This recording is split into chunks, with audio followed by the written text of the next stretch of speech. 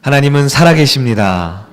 살아계신 하나님께서는 어제나 오늘이나 영원토록 동일한 분인 줄 믿습니다. 그 하나님의 놀라운 치유의 역사가 저와 여러분의 마음과 영혼을 깨끗이 고치는 귀한 예배 되기를 간절히 축원합니다. 옆에 계신 분들, 앞뒤 좌우에 계신 분들과 인사할까요? 하나님의 치유를 사모합시다. 인사합니다. 아멘. 여러분, 이번 주 중에 구정 명절이 있었죠? 네. 명절 때 되면 우리가 보통 어떻게 인사를 합니까? 네. 새해 복 많이 받으세요. 이렇게 인사를 하죠?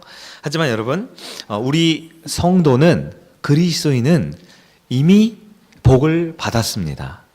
이미 많은 복을 받았어요. 왜냐하면 우리 하나님께서 복이시기 때문입니다. 하나님께서 복의 근원이 되기 때문입니다. 우리에게 계시하시고 우리에게 말씀하시고 우리에게 찾아오셔서 우리에게 보여주신 그 하나님을 만나는 것이 인생의 가장 큰 복이요 축복인 줄 믿습니다. 그런 의미에서 우리는 이미 복을 받았어요. 그런데 그 받은 복을 잘 기억하지 못합니다. 그 받은 복을 잘 써먹지 못해요. 그 받은 복을 잘 누리지 못하는 것이 우리의 연약함입니다. 그렇기 때문에 우리 성도들은요, 하나님을 바라보고 우리에게 이미 허락하신 그 놀라운 축복을 누리는 것이 필요합니다. 그래서 우리 성도들의 인사는 또 다른 복을, 또 새로운 복을 추구하기에 앞서 우리에게 이미 허락하신 그 하나님의 놀라운 복을 누리는 여러분 되기를 축원합니다. 우리 앞뒤 좌우에 계신 분들에게 한 번 더 인사할까요? 새해 복 많이 누리세요 하고 인사합니다. 아멘, 아멘. 감사합니다. 새해 복 많이 누리는 여러분 되기를 바랍니다. 네. 오늘 누가복음 15장에 있는 이 둘째 아들의 세 번째 말씀은요, 살아있는 아버지께 유산을 둘째 아들이 요구를 합니다. 아버지는 그 아들에게 아낌없이 유산을 넘겨줍니다. 근데 몇 날이 못 돼요. 며칠이 안 돼요. 둘째 아들은 그 유산을 다 팔아서 먼 나라로 떠나갔습니다. 그리고 그곳에 가서 아니나 다를까 둘째 아들은 허랑방탕하게 살고요, 모든 아버지의 유산을 다 탕진했습니다. 근데 설상가상으로 그 땅에 큰 흉년이 찾아왔습니다. 둘째 아들은 모든 것을 다 잃고 오늘 성경에 따르면 돼지 우리에까지 들어가는 아주 비참한 상황에 들어가게 되었다라는 것이 우리가 읽은 본문의 말씀이죠. 여러분, 돈이 많았을 때는요, 둘째 아들 곁에 사람이 참 많았어요. 돈이 많고 능력이 있었을 때는 주변에 늘 사람들이 쫓아다녔습니다. 마치 왕이 행차를 하면 많은 사람들이 따라오는 것처럼, 인기 연예인이 나가면 많은 사람들이 따라오는 것처럼, 그 둘째 아들에게 능력이 있을 때는, 돈이 있을 때는 많은 사람들이 있었어요. 하지만 그가 돈이 다 떨어지자, 그가 이 세상에서 내세울 만한 것이 다 없어지자, 그 많던 술 친구, 그 많던 물질의 친구, 그 많던 따라오던 여자들과 세상의 쾌락을 쫓는 많은 사람들이 정말 한순간에 사라져버리게 되었습니다. 아무도 이 둘째 아들 곁에 남아있지 않습니다. 세상의 인심이 바닥에 가라앉을 것 같은 그런 흉년이 찾아오자 더더욱 극심해졌어요. 심지어 그렇게 옆에 있었던 사람들이 술 한 잔 사주는 사람이 없습니다. 밥 한 끼 대접하는 사람이 아무도 남지 않았습니다. 그 먼 나라에서 둘째 아들은 모든 것을 다 잃어버리고 말았던 것입니다. 왜 그랬을까요? 사람들은 둘째 아들의 영혼에는 관심이 없습니다. 둘째 아들이 가지고 있는 그의 돈과 그의 능력에 관심이 있는 것입니다. 기근이 들자 결국 둘째 아들은 들판으로 쫓겨나듯이 밀려나고 결국 돼지우리에 들어가게 되었다라는 것이죠. 여러분, 돼지는 어떤 동물입니까? 유대인들에게 돼지는 굉장히 부정한 동물입니다. 유대 율법에 따르면 돼지는 유대인들은 먹지 않습니다. 심지어 기르지도 만지지도 않는 아주 부정한 동물입니다. 그런데 지금 둘째 아들이, 유대인이었던 둘째 아들이요, 이 돼지 우리에 들어가서 돼지를 치고 돼지를 돌보고 돼지와 함께 먹고 잔다. 이 말이 무엇입니까? 유대인이 사는 지역이 아니라는 거예요. 이미 이방인의 지역을 넘어서 먼 나라, 다시는 돌아오기 힘든 그 세속적이고 타락한 세상의 끝자락에 놓여 있다라는 것입니다. 최악의 상황이 처해졌습니다. 이제 더 이상 밑바닥이면 어디까지 내려갈 수 있을까? 그 가장 밑바닥까지 내려온 둘째 아들의 비참한 상황인 것이죠. 사람이 돼지와 함께 산다. 이것은 상상할 수 없는 일이죠. 게다가 유대인에게 돼지는 너무나 부정한 동물이었습니다. 둘째 아들은 아버지가 생각이 납니다. 그리고 생각나는 그 아버지가 원망스럽기 시작한 거죠. 왜요? 아버지가 내 인생을 버렸던 것이죠. 아버지가 내 인생을 포기한 겁니다. 먼 나라까지 가게 했으면 그 아버지가 이 둘째 아들을 좀 관심을 갖고, 둘째 아들이 사업이 망할 때 좀 물질에 도움을 주거나, 둘째 아들이 딴짓을 하고 있을 때 가끔 이렇게 교훈을 하거나 책망을 해서라도 둘째 아들이 망하지 않도록 해줘야 하는 것 아닙니까? 그런데 이 아버지의 모습을 보면 돼지 우리에까지 들어가게 할 정도 보면 둘째 아들을 포기한 것 같아요. 이제 둘째 아들을 잊어버린 것 같아요. 이제 둘째 아들에게는 어떠한 관심도 남아있지 않은 것처럼 보입니다. 망하는 둘째 아들을 물끄러미 바라보고만 있는 것 같은, 손대지 않는 그 아버지가 너무나 원망스럽습니다. 아무리 둘째가 잘못을 했어도 돼지 우리에까지 들어가게 하는 것은 좀 너무한 것 아닙니까? 여러분, 부자가 망해도 몇 년 간다 그래요? 네, 3년은 간다 그러죠. 그런데 어떻게 하루아침에 이건 거지가 아니라 거지보다 더 못한 거예요. 거지는 사람에게 빌부터 살죠. 하지만 돼지 우리에 들어가서 그 쥐염 열매, 돼지가 먹는 그 열매를 먹고자 했으나 그것마저도 주는 사람이 없대요. 이제 둘째 아들의 경쟁 상대는, 생존의 경쟁 상대는 사람이 아니라 돼지가 되어버린 겁니다. 얼마나 비참합니까? 아무리 그래도 아버지가 아들을 이토록 비참하고 그의 육신과 그의 마음과 영혼이 완전히 죽음에 이를 때까지 놔두시는 아버지, 너무 매정한 것 아닙니까? 자식이 철이 없어서 유산을 요구해도, 자식이 개념이 없어서 먼 나라로 떠나버려도 그래도 아버지인데요, 어떻게 돼지 우리에 들어갈 때까지 놔둔단 말입니까? 둘째 아들은 이렇게 아버지를 향해, 하늘을 향해 외칩니다. 차라리 이렇게 비참하게 살 바엔 내가 죽는 게 낫지. 어떻게 내가 아버지의 둘째 아들이라는 이름으로 이 비참하게 살겠습니까? 차라리 나를 죽게 내버려 두시오. 여러분, 인간이란 어떤 존재입니까? 인간은 그토록 원하던 것을, 그토록 갈망하고 가려던 그 길을 가도 결국 스스로 자멸하는 것이 인간의 모습입니다. 그리고 세상에 헛되고 헛된 것을 다 경험해도 인간에게 남은 것은 아버지를 또 원망하고 살아가는 것, 그것이 죄와 허물로 가득 찬 인간의 본성이라는 것입니다. 인간은 이 세상에서 모든 것 잃어버릴 때 인생이 끝났구나, 내 인생 돼지우리 같구나 라고 생각하는 것이 어쩌면 우리 인간의 본성에 가까운 모습이죠. 사랑하는 여러분, 여러분의 인생을 한번 잠깐 돌아볼까요? 여러분의 인생은 과연 내 자신 앞에, 사람들 앞에 정말 성공했다, 나 정도만 살면 정말 괜찮게 살았다 라고 말할 수 있습니까? 많은 경우 우리 그리스도인이지만, 하나님의 자녀되었지만 내 인생을 쭉 돌아보면 내 인생 큰 사업에 성공한 것이 아니고, 유명한 인사가 된 것이 아니고, 정치에 나가거나 아니면 이 세상에서 알아줄 만한 그런 훌륭한 인물이 되었던 것이 아닌 내 모습.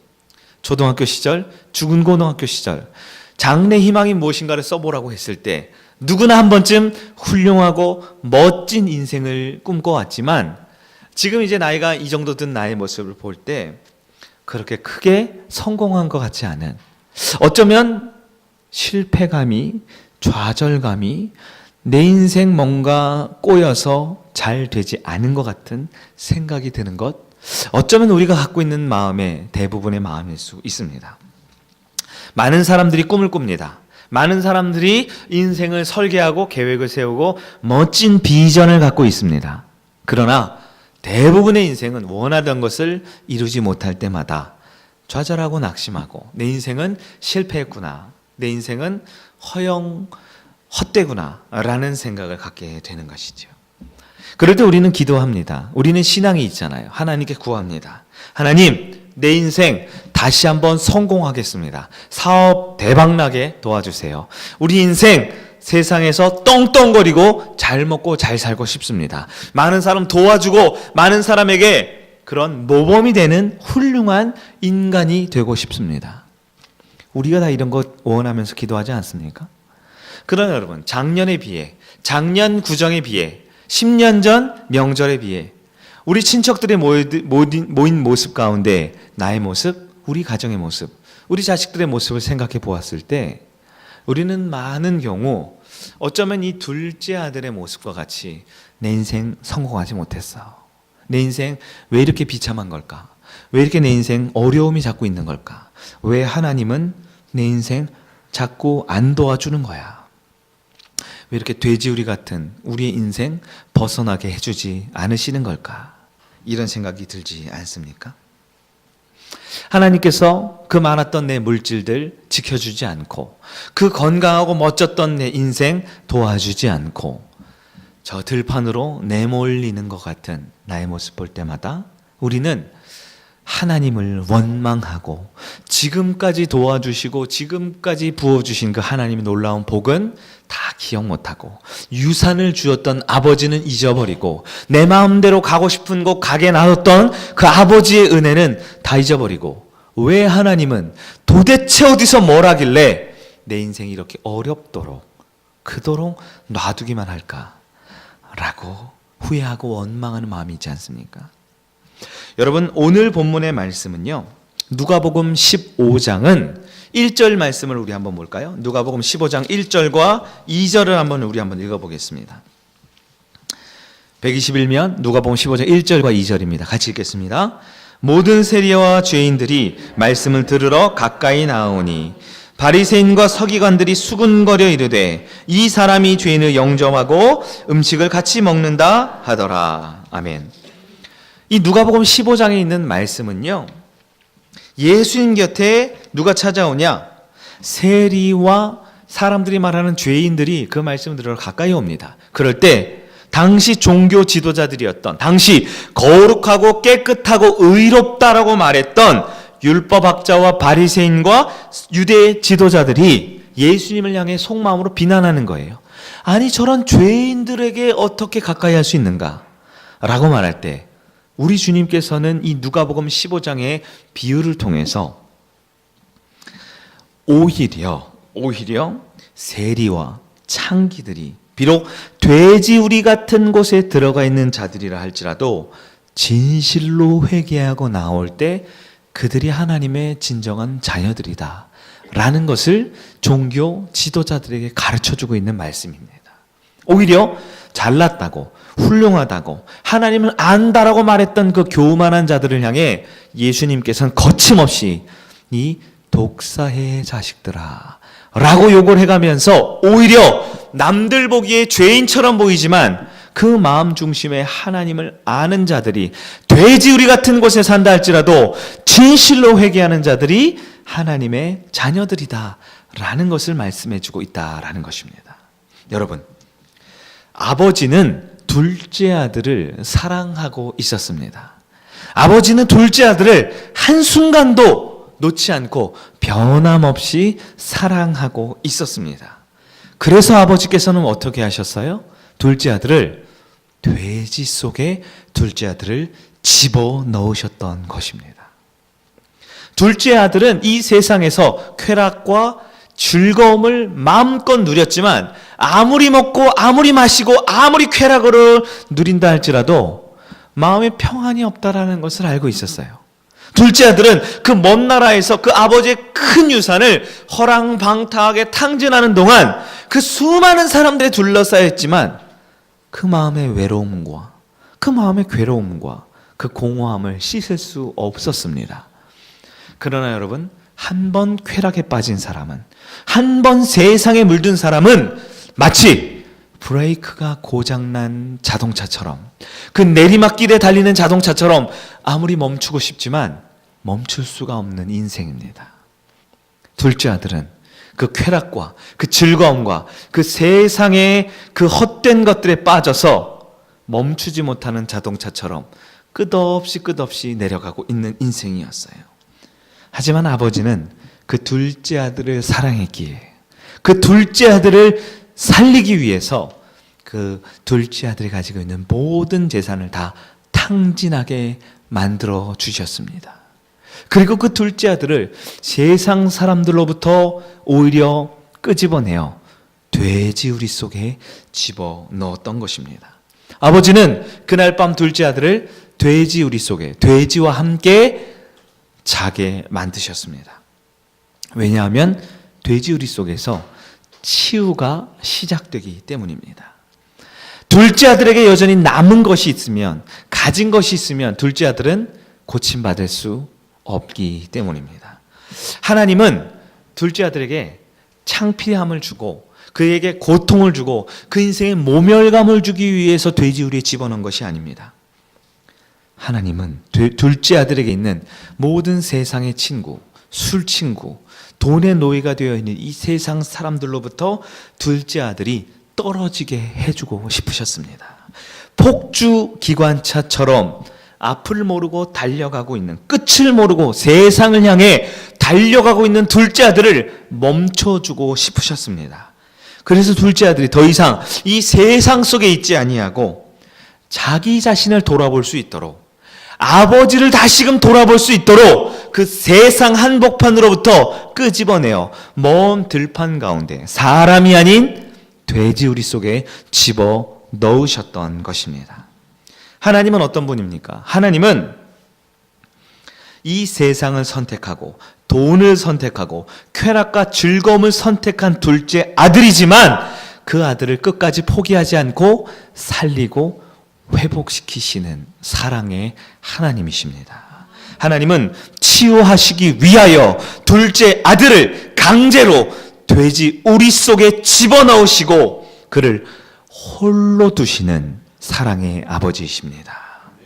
하나님은 아들을 살리기 위해서 그 둘째 아들을 돼지 우리 속에 집어넣었지만 둘째 아들을 혼자 넣은 것이 아니라 모든 세상 사람들로부터는 격리시켰지만 그곳에 둘째 아들을 혼자 넣은 것이 아니라 둘째 아들과 함께 그 돼지우리 속에 들어가신 사랑의 하나님이십니다.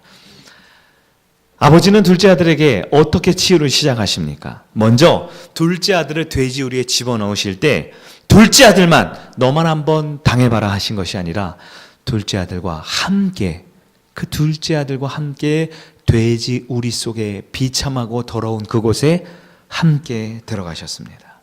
함께 들어가셔서 함께 위로하시고 함께 치유하시고 그의 인생의 밑바닥에서 바로 하나님을 생각나게 만들어 주셨습니다. 인간은 돼지우리 속에 같이 들어가지 않습니다. 돼지우리 속에 들어가 있는 우리의 자식을 보면, 돼지우리 속에 들어간 우리의 사랑하는 사람들을 보면 빨리 그곳에서 나오라고만 말합니다.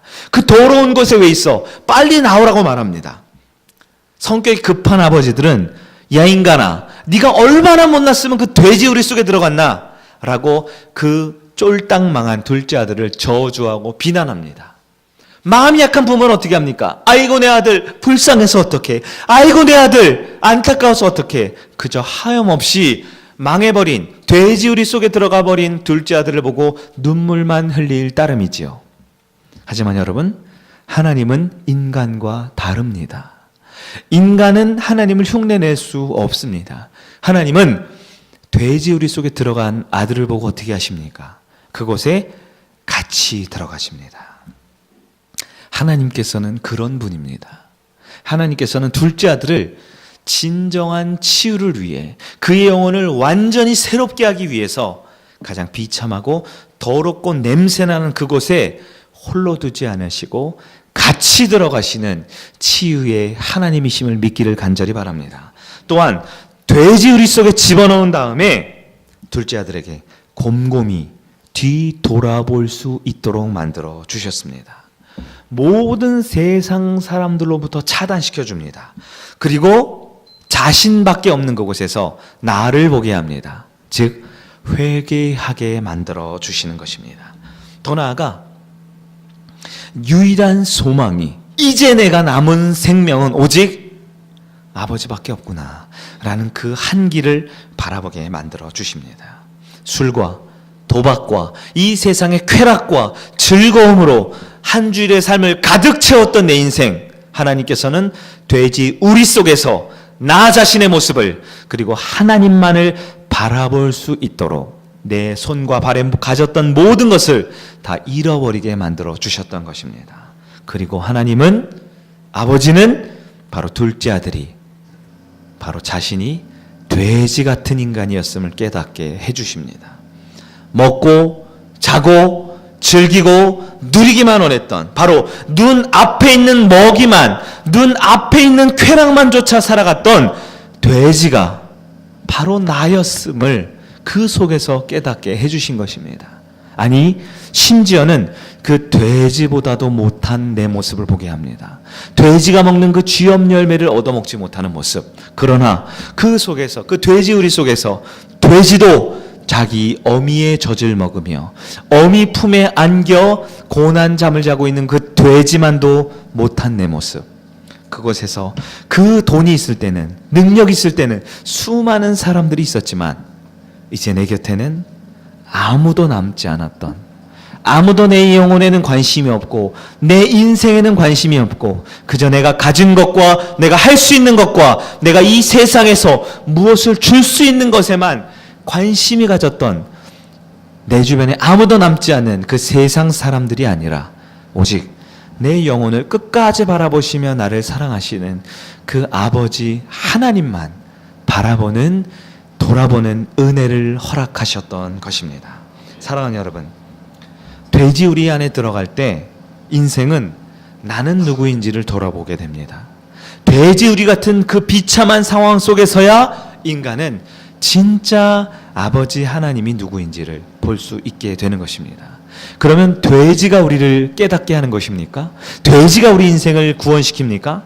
그렇지 않습니다.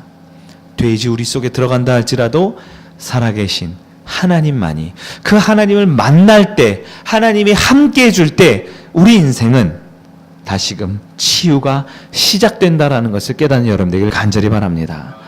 우리가 작년에 요나의 말씀을 들었습니다. 요나의 말씀 기억하실 겁니다. 하나님께 불순종하고 내 뜻대로, 내 원하는 대로 먼 나라 다시스로 떠나려고 했던 요나. 하나님께서는 그 요나를 버려두지 않았습니다. 지중해 한복판, 그 폭풍이 부는 한복판에 하나님은 찾아오셨습니다. 배 밑창 깊은 곳에서 늘어지게 잠이나 자고 있는, 영적으로 잠들어 있는 요나를 흔들어 깨워 주셨습니다. 사람들에 의해서 바닷속으로 던져질 때 하나님은 요나를 버린 것이 아니라 요나와 함께 그 바닷속에 함께 뛰어드셨습니다. 그리고 물고기 뱃속, 그 유대인들이 여기는 가장 더럽고 추악한 부정한 동물인 비늘 없는 그 동물의 뱃속에까지, 그 죽음의 사지에까지 하나님은 요나와 함께 들어가셨습니다. 요나서 2장에 요나가 뭐라고 고백합니까? 이곳에서 주의 성전을 보았다라고 고백합니다. 여러분, 성전이 무엇입니까? 하나님이 거하시는 곳입니다. 요나가 그곳이 성전이라고 백날 외쳐봤자 하나님이 계시지 않으면 성전이 될 수 없어요. 하나님이 어떤 분입니까? 그 물고기 뱃속에까지, 그 죽음의 현장까지도 같이 들어가셔서 요나를 만나시고 구원의 길을 열어주시는 사랑의 하나님인 줄 믿습니다. 하나님은 예수님을 이 땅에 보내주셨습니다. 하나님의 나라에서 먼 나라인 이 더럽고 추악한 돼지우리 같은 이 세상 속에 예수님을 보내주신 거예요. 왜요? 저와 여러분을 살리기 위해서입니다. 우리의 죽어가는 영혼을 치유하기 위해서입니다.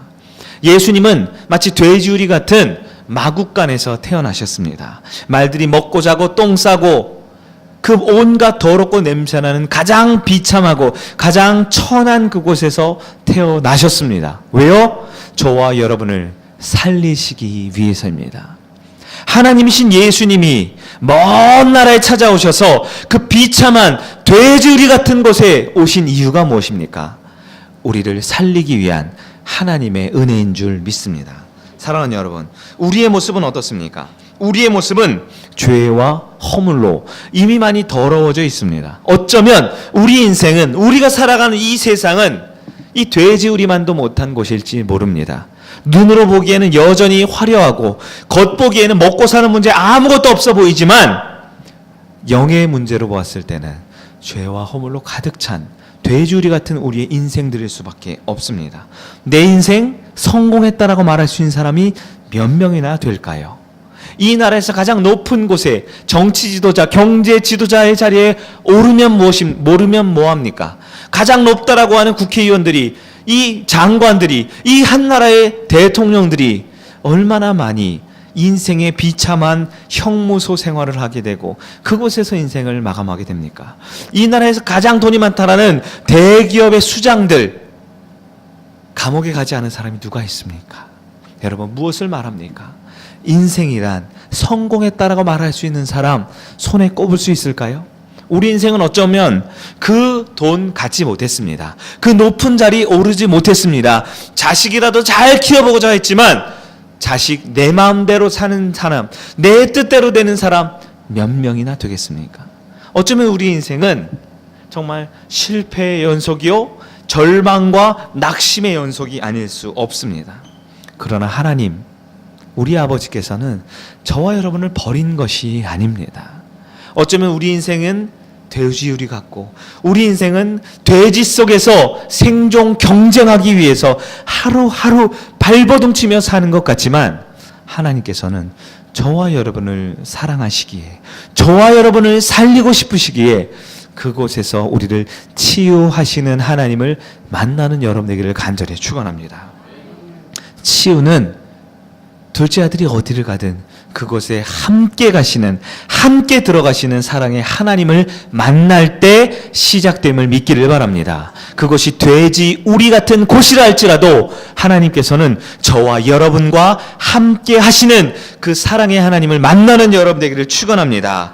마치 하나님은 저와 여러분을 버린 게 아니라 마치 중병에 걸린 환자들을 위해서 병원에서 격리병동이 있는 것처럼 관계자외 출입금지라는 것은 그 사람들을 정말 깨끗하게 하기 위해서 심한 병이 들어서 몸과 마음과 영혼이 작은 세균에도 흔들리고 연약한 우리 영혼들을 살리고 싶으셔서 이 세상에 죄 많고 허물 많은 이 세상으로부터 완벽하게 차단시켜 놓은 그 사랑의 하나님을 만나는 여러분 되기를 간절히 축원합니다. 인생이 실패한다 할지라도, 인생이 허망한다 할지라도, 내가 원하는 것 이루지 못한다 할지라도 그 하나님을 바라볼 때 우리의 영혼은 다시 그 바닥을 찢고 올라서는 치유가 시작됨을 믿는 여러분 되기를 간절히 축원합니다. 하나님은 저와 여러분과 함께 하십니다. 어디든지 들어오셔서 함께 하십니다. 그리고 그곳에서 우리 자신을 뒤돌아보게 하십니다. 하나님을 바라보게 하십니다. 그리고 우리의 모습이 돼지 같았던 우리의 모습, 돼지보다 못했던 이 세상과 다를 바 없는 우리의 모습을 깨달아 다시금 아버지께 돌아올 수 있게 하시는 그 하나님을 바라보는 여러분 되기를 간절히 축원합니다. 치유는 내 인생의 가장 밑바닥이라 할지라도 그 낮은 곳에서 하나님을 볼 때 시작할 수 있습니다. 이 치유는 돈이 많고 능력이 많고 어려움이 전혀 없을 때 시작할 수 없습니다. 우리 인생 어디쯤에 와 있습니까? 설령 지금 성공하지 못한다 할지라도, 지금 가장 어렵고 힘든 순간이라 할지라도 물질의 문제, 건강의 문제, 인생의 모든 관계와 가족 간의 문제 있을 때 어려움에 처한 그 현장에서 하나님을 바라보는 여러분 되기를 간절히 축원합니다. 둘째 아들은요, 비록 돼지 우리 속에 돼지와 함께 살았지만 놀라운 축복을 받습니다. 무엇입니까? 매일 먹고 마시고 즐기고 쾌락 속에 살 때는 둘째 아들은 하루도 평안한 날이 없었습니다. 하루도 두 다리 쭉 뻗고 잔 날이 없었습니다. 그렇게 사람들이 많았는데요, 그렇게 즐겁고 쾌락이 있었는데요, 자도 피곤하고 아무리 그 세상 가운데 쾌락의 한 정점에 있어도 매일매일 두통에 시달리고 극심한 스트레스 속에 살 수밖에 없었습니다. 그러나 둘째 아들은 이제 모든 것이 없지만, 가진 것이 없지만 그 돼지 우리 속에 인생에서 가장 평안한 푹 잠을 잘 수 있게 되었습니다. 쥐엄 열매를 먹었습니다. 우리가 보기에는 그 쥐엄 열매가 썩은 것, 더러운 것, 치사한 것이지만, 그것 하나 주지 않은 인간들이 원망스럽지만, 하나님은 둘째 아들에게 꼭 필요한 영양분을 쥐엄 열매를 통해서 다 주셨어요. 그 냄새나고 더럽고 추악한 돼지의 배설물들과 냄새가 나는 그곳에서 이 세상의 더러운 영적인 것들을 다 깨끗하게 소독받을 수 있었습니다. 내 자아가 깨어지고 내 육신의 쾌락과 즐거움을 쫓았던 모든 욕심과 모든 생각을 다 산산조각 내는 은혜가 바로 돼지우리 속에 있었습니다. 무엇보다 세상의 더럽고 추악한 것으로부터 완벽하게 차단됨으로써 오직 하나님만 바라볼 수 있는 은혜를 체험하는 돼지우리가 되었던 것입니다. 저는 신학교를 다녔어요. 대학을 진학할 때 신학교에 입학했습니다. 그리고 그 신학교에서 정말 많은 꿈을 가지고 정말 훌륭한 목회자가 되어야겠다, 훌륭한 신학자가 되어야겠다. 특별히 저는 군선교의 비전이 있었기 때문에 군목이라는 비전을 가지고 있었어요. 그런데 제가 얼마 전에도 한번 간증했지만 그 비전을 하나님께서 허락해 주지 않으셨어요. 네. 그 문턱의 입구에까지 가서, 네, 입구가 아니고요, 입구를 통과했다가 다시 쫓겨나게 됐어요. 하나님 아버지께 굉장히 실망했습니다. 그리고 하나님을 많이 미워했어요. 그리고 제 스스로 짐을 싸서 먼 나라로 떠나고 싶었습니다. 저에게 먼 나라는 군대였어요. 군대. 네. 남자라면 한 번 가야 되는 그 군대가 아니라 평생 군대에서 장군이 되고 싶었어요. 그래서 대학을 졸업하고 장교로 임관을 했습니다. 군대에 들어갔습니다. 남들은 어떻게 하면 2년을 3년을 버틸까 했는데요, 저는 믿기지 않으실지 모르겠지만 군대가 굉장히 체질에 맞았어요. 첫날부터 너무너무 행복했습니다. 과장과 거짓말이 전혀 아니라 정말 모든 사람들이 너 미쳤냐 할 정도로 저는 군대가 맞았어요. 밥도 맛있고요, 산 타는 것도 너무 즐겁고요. 저는 보기와 다르게 굉장히 규칙적이고 이렇게 이게 체계적으로 사는 것을 굉장히 좋아하거든요. 정해진 시간에 일어나서 정해진 과정대로 살고 주는 밥을 먹고 그다음 해야 할 일을, 성과를, 과업을 이루어내는 것, 이런 게 굉장히 체질에 맞더라고요. 그래서 군대 가면 또 제가 좋아하는 축구를 온종일 할 수 있습니다. 그래서 제 원래는 제 병과가 포병 장교였거든요. 계산하고 제가 있었던 부대는 후방에 있는 그 포병 여단이었기 때문에 저는 헬리콥터를 타고 다녔어요. 헬리콥터를 타고 다니면서 좌표를 불러주면 저 멀리 있는 자주포나 미사일 부대가 포를 쏘면 적진에 가서 먼 거리에 있는 적을 타격하는 그 업무를 맡고 있었어요. 근데 제가 축구를 굉장히 좋아했거든요. 그래서 제 보직의 병과가 포병 장교임에도 불구하고 주된 업무는 축구를 하는 일이었어요. 군대 가서 하루 종일 축구를 했습니다. 늘 시합을 했고 늘 우리 대대가 이겼습니다. 네. 그렇게 축구를 하면서 이 진급 심사에도 굉장히 좋은 점수를 맞았어요. 훗날의 이야기인데요, 제가 목회를 하면서 제 주변에 있던 모든 목사와 전도사는 저를 보면서 똑같은 얘기를 해요. 김 목사님은 분명 군에 있었으면 별 달았을 거예요. 이런 이야기를 했습니다. 장기 복무를 신청했습니다. 보통 2년 6개월 정도 있으면 나와야 되는데요. 저는 10년을 일단 목표로 거기서 영광급 이상은 돼야겠다. 장기 복무를 신청했습니다. 그렇게 군 생활을 행복하고 재미있게 했는데요. 갑자기 제 모든 것을 한순간에 잃어버렸어요. 불의의 사고를 당했고 하반신을 전체 통 깁스를 하고 병원에서 1년 동안 누워 있었습니다. 마치 그 병원에서 일반 민간 병원이 아니죠. 국군 통합병원이죠. 그 병원에서 1년을 꼬박 하반신 전체를 깁스를 하고 누워있는 제 모습을 보면서 이곳이 바로 돼지우리구나 라고 느꼈어요. 여러분, 멀쩡한 사람도 병원 생활을 몇 날 며칠을 하면 우리 안 권사님께서 이번 명절 때도 또 병원 생활에서 오래 간병을 하셨지만 멀쩡한 사람도 병원에서 몇 날 있으면 막 아픈 환자가 돼버리잖아요. 네. 그런데 그곳에서 6개월을 있었습니다. 군병원이에요. 여러분, 군병원에 혹시 가보신 분 모르겠어요? 보통 남자들이 군대에 끌려가잖아요. 거기 끌려가는데 거기서 또 다쳐요. 그럼 얼마나 마음이 찢어지고 무너집니까? 그 사람들이 군병원에 다 몰려 있어요. 그러면요, 이 병사들의 눈빛은 이미 좀비에 가깝습니다. 게다가 그래도 저는 장교였으니까 장교 병실이라고 따로 있는데요. 이 병사들은요, 이 병실에 한 200명, 300명이 한 병실에 같이 써요. 내무반처럼. 가운데 복도가 길게 쫙 있으면요, 이 병상 침대가 수십 개, 수백 개가 있는 그 병실에서 다 같이 지내야 돼요. 근데 그 병사들은요, 자기들도 아파서 병원에 왔는데 장교랍시고 이 장교들을 돌봐줘야 돼요. 화장실 갈 때 또 모셔다 드려야 돼요. 밥 있으면 또 갖다 드려야 돼요. 또 쓰레기통 청소 치워줘야 돼요. 얼마나 그 병사들이 불쌍합니까? 그런데 그곳에서 제 바로 옆에 있던 선임 장교가 자살을 하는 일이 벌어집니다. 저는 많이 다쳤고 그 선임 장교는 조금 다쳤어요. 똑같은 부인데요. 저는 1년 동안 있었고 이 선임은 2달 동안 병원을 지냈어야 됐어요. 그런데 그것을 비관하여 자살을 하게 됩니다. 그 1년의 과정들을 보면서 제 영혼은 피폐할 정도로 끝을 보게 되었습니다. 그리고 병들고 아프고 무기력하고 빨리 퇴원해서 집에 가고 싶은 사람들만 모여있는 그곳에서 매일매일 저의 모습을 보면서 자책했습니다. 내가 그때 왜 그랬을까? 내가 왜 그때 그 사고를 당했을까? 조금만 더 조심했으면 내 인생, 이 군 생활을 쫙 앞길이 펼쳐나갈 텐데.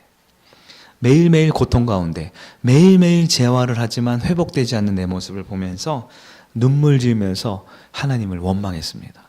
그리고 말은 기도이지만 거의 원망과 비난과 저주에 가까운 기도를 매일매일 하나님께 드렸어요. 하나님, 내 인생 뭡니까? 하나님이 내 인생 책임져야지. 이게 뭡니까? 이게 뭡니까? 한 번도 아니고 2번이나 내 인생을 밑바닥 치는 거 뭡니까? 그런데요, 그렇게 원망하고 그렇게 하나님을 미워했지만 그렇게라도 우리 하나님께서는 제가 하나님을 놓지 않고 기도하도록 만들어 주시더라고요. 그렇게 꼬박 1년을 군병원에 있었습니다. 정말 돼지우리 같은 곳에 있었죠. 그런데요, 그곳에서 유독 저를 잘 따르던 병사 한 명에게 아주 우연히 전도를 하게 됐어요. 그리고 그 한 병사 한 명을 예수를 믿게 했습니다. 그리고 그 한 명을 데리고 제자훈련을 했습니다. 사형리를 처음 가르쳐 줬더니 군대에서는 할 게 없잖아요. 하루 만에 다 외우더라고요. 이 강사만큼 다 외우더라고요. 그 의미를 설명해 주고 그걸로 만족하지 못해서 69절, 내비게이터 69절 있죠? 그걸 하루에 하나씩 외우게 했습니다. 금방 외우더라고요. 그래서 사제에서 제자훈련 교재를 하나 몰래 구해다가 원래 일주일에 한 번 해야 되는데 거기서는 할 게 없으니까 하루에 3번씩 제자훈련을 했습니다. 몇 달이 안 되니까 금방 얘가 전도사급으로 바뀌더라고요. 그리고 이 병사가 먼저 태어나던 날 저에게 꼭 사회 나가서 교회를 다니겠습니다. 그리고 제가 그때 소위였는데, 소위 이제 중이 되려는 참이었는데, 김소희님, 제가 꼭 김소희님의 교회에 가겠습니다. 이렇게 얘기를 하더라고요. 그 병사가 떠나니까 제 마음이 다시 허탈하고 공허해지더라고요. 그런데 그때 깨달았어요.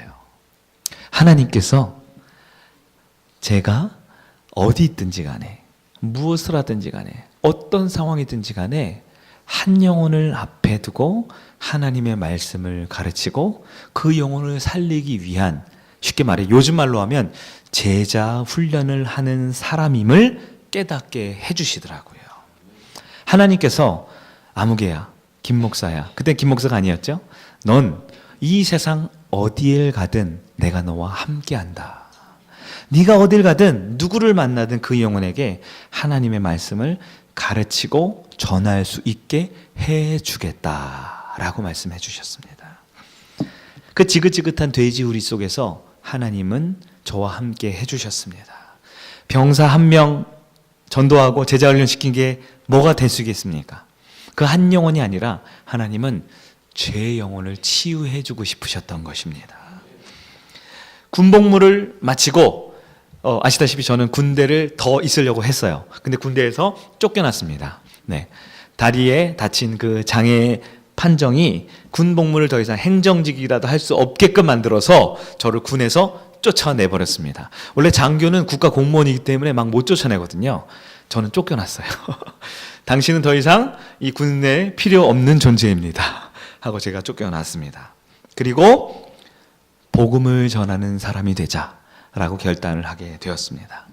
몸의 치유는 의사가 해야 되지만 마음과 영혼의 치유는 그 군병원에 있는 수백 명의 그 병사들과 심지어 장교임에도 불구하고 마음이 병들자, 너무 죄송하지만 저에 비해선 너무 미미하게 다친 사람임에도 불구하고 그 마음과 영혼이 병들어 버리자 스스로 목숨을 끊는 이런 사람들을 고치는 것은 오직 하나님밖에 없다라는 것을 깨닫게 해주셨습니다. 치유는 내가 돼지가 될 때 시작되더라고요. 돼지우리 속에 들어가지만 그곳에서 하나님은 내 영혼을 새롭게 만들어 주셨습니다. 여러분 혹시 지금 내 인생이 비참하다고 느낍니까? 내 인생이 뭔가 안 풀려서 왜 이렇게 하나님은 내 인생 안 도와주고 있을까라고 생각합니까? 여러분, 하나님은 한순간도 저와 여러분을 홀로 두지 않으십니다. 하나님은 때로 치유하기 위해서 우리가 가진 것을 손에서 놓을 때까지 우리를 허랑방탕하게 놔두시는 하나님입니다. 하나님은 저와 여러분을 완전히 새롭게 하시기 위해서 저와 여러분이 돼지우리 속에 들어갈 때까지 우리를 지켜만 보실 때가 있으신 하나님입니다. 그러나 저만 봐도요, 정말 놀라운 큰 축복을 받았어요.